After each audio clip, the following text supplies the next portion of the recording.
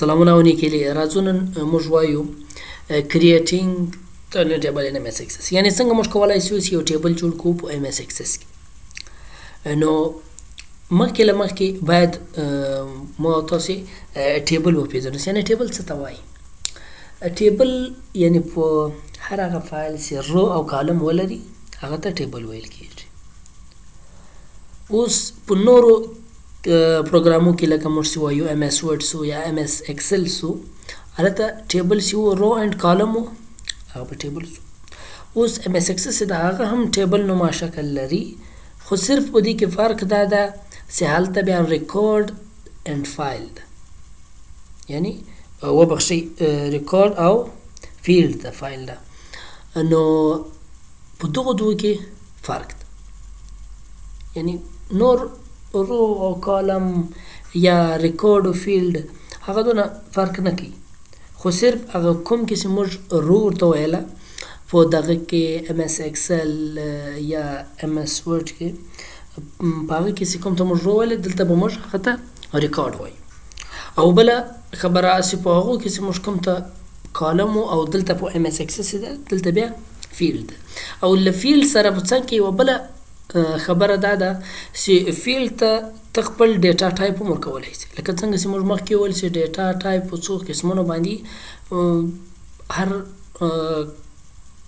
قسمه فیلډ چې ستا وي د هغه مربوط د هغه مطابق یعنې له هغه سره برابر ډیټا ټایپ ته سلیکټ او په هغه باندې کار کولی شي. نو راځو وایو چې څنګه موږ کولی شو چې په MS Access کې یو ټیبل کریټ کړو. راځو زه دلته کلیک کوم چې MS Access خلاص شي. راځم دا یو ټیبل ده، دا کلوزوم. له کلوزېدو بعد دلته راځو فایل ته. له فایله بعد دغه د کوم هغه اولین شکل سي هغه ته راځم چې تاسو ښه په غوره شکله باندې ښکاره شي. کله چې موږ اوله وارې په MS Access باندې کلیک وکړو او کوم یا ټیبل یا ډیټابیس د موږ فایل نه خلاص دی له اوله سره خلاصېږي، هغه دا رقم د یو شکل لري. بعد له هغه راځو په بلینک ډیټابیس باندې کلیک کوو. کله چې مو دلته کلیک کوئ دلته تاسو کتلی شئ چې ټیبل 1 ده. نو موږ راځو وایو چې څنګه موږ کولی شو په دې کې ټیبل کریټ کړو. نو راځم په کریټ باندې کلیک کوم. په کریټ چې مو کلیک کوئ دلته په ریبن بار کې تاسو کتلی شئ ټیبل ګروپس، یعنی د ټیبل خپل ګروپ ده. په دې باندې دلته د کوم د کمپیوټر کوم کرسر چې اوس موجوده حالت کې باندې ولاړ ده په دغه اپشن به تاسو کلیک کوئ. کله چې مو کلیک کوئ تاسو دلته کتلی شئ چې دلته ټیبل 2 سو. دلته هم تاسو کتلی شئ یو هغه ټیبل چې مخکې له مخکې مو جوړ کړی و او یو دا چې دا اوسنی مو جوړ کړي. او بله په دې بله خبره دا ده کله چې موږ ټیبل ډیزاینوو نو د ډیزاینولو دپاره د خپل ویو لري باید هغه ته موږ لاړ شو، له هغه ځایه موږ ټیبل ډیزاین کړو. نو راځو د هغه دوې طریقې دي بلکې لا درې طریقې دي. اولینه طریقه یې دا ده کله چې موږ دلته رایټ کلیک وو دلته تاسو کتلی شئ ډیزاین ویو. او بله طریقه یې دا ده که چیرې موږ له دې ځایه څخه کلیک کړو هم موږ ډیزاین ویو ته تللی شو. او درېیمه طریقه یې دا ده دلته کله تاسې راسئ د اوس موجود حالت کې کوم کرسر ده د فایل لاندې دلته زه کلیک کوم دلته هم تاسو کتلی شئ چې ډیزاین ویو ته زه له دې لارې هم تللی شم. نو راځو دلته زه کلیک کوم. بعد له هغه دی وایي چې آیا دا کوم ټیبل چې ته جوړوې دا ته په کوم نوم باندې ثبتوې، یعنې ته چې سیوه په کوم نامه باندې سیوه. زه راځم دلته یو نوم ورکوم چې یعنې سټوډنټ یا سټوډنټ د سټوډنټس په نامه دې ماته دغه ټیبل سیو شي. نو راځو زه یو کې کوم. اوس تاسو کتلی شئ چې موږ د ټیبل ډیزاین چې کوم ویو هغه ته موږ راورسېدو. له دې ځای څخه موږ ډیزاین وبخښئ ټیبل ډیزاینولی شو. نو دلته لکه څنګه چې ما تاسو ته ویلي وو چې کالم چې ده هغه ته دلته فیلډ ویل کېږي. دلته که تاسو وګورئ دا فیلډ نیم، یعنې دلته موږ د خپل فیلډ چې ده د هغه نوم ورکولی شو. او دلته تاسو کتلی شئ ډیټا ټایپ، دلته خپل ډیټا ټایپ سلیکټولی شو چې یعنې موږ ډیټا ټایپ باید څه رقم راشي. نو اولین فیلډ نیم چې ده په دې کې آی ډي، یعنی که دلته تاسې رول نمبر یا امپلای نمبر یا رول نمبر یا کوم داسې فایل تاسو جوړوي چې په هغه مسلسل نمبر یې هغه که تاسو راولي تاسو آی ډي او له هغه بعد اټو نمبر یعنی هغه د کوم نمبران سره راځي یعنی د یو نفر د بل نفر معلومات یا انفارمیشن تاسو هلته کله ثبت کې په خپل ټیبل کې دی هغه نمبران اتوماتیک خپل اړي خپل مخته دي. دویم فیلډ نیم موږ ورکو راځو دلته ز نیم یعنی نوم راځو دلته ډیټا ټایپ سلیکټ وو. ډیټا ټایپ څه ده؟ اوس په دې کې مختلف قسمه ډیټا ټایپونه دي.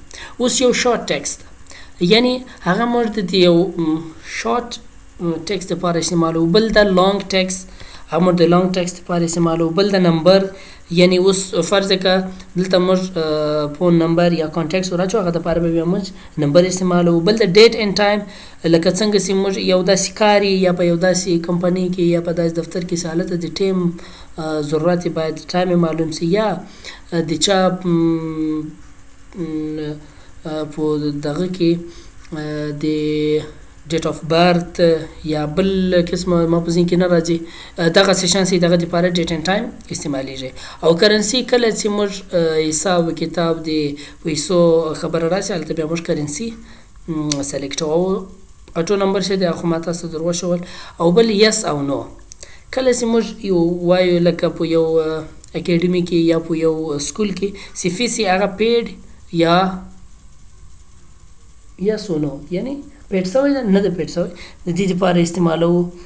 او بل اولی ابجیکټ یا یو عکس د کله چې موږ ټیبل جوړ کو او هلته چې د یو سړي معلومات موږ ټول ورواچوي کله چې موږ غواړو د هغه عکس موږ واچو هغه هم موږ دلته ورچولی سو. او بل هایپر لینک کله چې موږ یو لینک ورچو یعنی د چا ایمیل اډرس دغه لپاره هایپر لینک استعمالیږي. او اټیچمنټ هم دغسې د یو نقص لپاره یا د سی وي لپاره دا رقم لپاره استعمالیږي، مختلف قسمه شان لپاره استعمالیږي. او کلکولیټ یعنی کله چې موږ کلکولیشن کوو د هغه لپاره استعمالیږي. او لوک اف ویزټ لوک اف ویزټ یو داسې شی ده کله چې موږ یو شی انتخاب کو لکه اوس فرض کړه دلته زه لاندې جینډر ولیکم یعنی په جینډر کې خو صرف میل یا فیمیل ده بل شي خو نشته میل ده یا فیمیل ده. نو لوک اف ویزټ ته زه کله راسم هلته کلیک کوم دا دوه سیف کوم یعنی میل اینډ فیمیل هغه چې کله بیا زه د هغه ریکارډ ته راسم کله چې زه نوشته کوم دی به ماته فیمیل راوړي هغه به انشاءالله تعالی موږ تاسو مخته په عملي. نو راځم دلته شارټ ټیکسټ سلیکټ کوم له هغه بعد راځو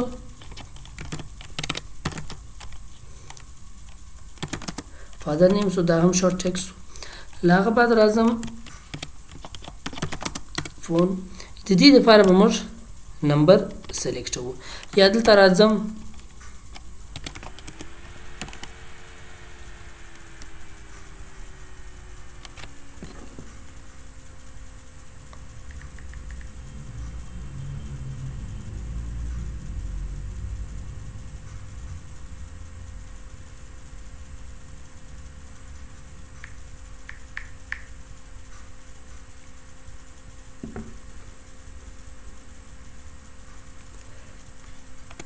او بخښه دلته یعنی اډرس سو له اډرس څخه ده دلته زه راځم لونګ ټیکس یعنی لونګ ټیکس انتخابوم له هغه بعد مختصي کوم شان تاسو راچوي هغه ټول تاسو راچولای شي او ډیټا ټایپ ته سلیکټ کولای شي. نو لدی بعد بیا راځو کوم ډیټا شیټ ویو څه ده یعنی ډیټا شیټ ویو د دې هم درې طریقې دي. اوس کله کله دلته کلیک کوم لدې ځای سم زه ډیټا شیټ ویو ته کلای سم او که زه راسم دغه کارنر ته دلته کلیک کوم هم ډیټا شیټ ویو ته کلای سم او که زه راسم دا بل کارنر ته او دلته کلیک کوم ډیټا شیټ ویو ته کلای سم. دلته تاسو کتلای شئ چې زه رانمه ډیټا شیټ ویو ته او دلته زه راځم نوم نوشته کوم فرض که سالي نوم نوشته کوي او دلته آی ډي کې څه ده اتوماتیک هغه نمبران څه دي دا اوړي. که زه راسم دلته فادر نیم یا وبخښئ فادر نیم یا دلته فون یعنی یو نمبر د ور واچوم بیا له هغه بعد لونګ ټیکسټ کچیر دلته ز عثمان یعنی بل مې نوښته کې دغه رقم چې زمزم دغه آی ډي نمبر چې دی دا اتوماتیک ایډیټ نو نن لپاره هم دغه درس ان شاء الله تعالی مخته کوم نور اپشنونه پاتې دي هغه ان شاء الله تعالی مخته ټول ډیسکس کړو